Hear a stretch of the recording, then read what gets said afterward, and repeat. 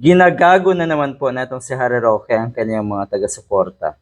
At tila ba madalas ay humahanap ng rason para paasahin yung mga diehard at magkaroon or bigyan ng false hope na makakabalik nga si Digong at mapapawalang sala yung mamamatay na nasa The Hague.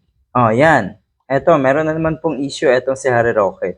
Lahat na lang talaga, hindi na nadala etong si Harry Roque. Naging kahiya-hiya ka na po sa mata ng mga matitinong kababayan natin at kahit siguro yung mga nasa paligid mo ng mga lawyers din, pinagtatawanan ka na sa kagagahan mo.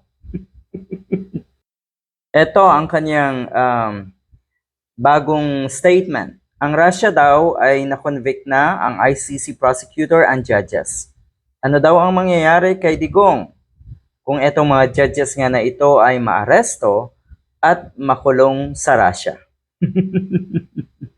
Galing yun sa isang abogado, kasi ang sinasabi ng mga netizens, ito, ang sinasabi nila, may jurisdiction ang Russia sa ICC, mukhang baliktad daw. Ito, hindi ba wanted nga ang ICC or ng ICC etong si Putin? Talaga daw na nakakaloka etong si Harrieta. Makukulong lang daw etong mga convicted na prosecutor and judges sa Russia kung sila daw ay magtungo sa Russia. At hindi daw mangyayari yon. Malabong mangyari yon. At pangalawa, yung kaso ni Digong ay walang kinalaman dito sa conviction na ito netong mga judges and prosecutors. Walang kinalaman.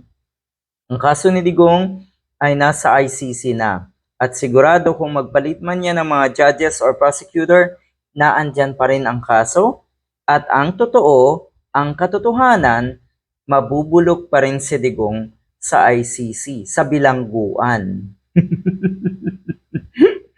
Oh, yan ang katotohanan, Mr. Harry Roque. At sa tingin daw ng marami, sa tingin nga ng mga kababayan natin,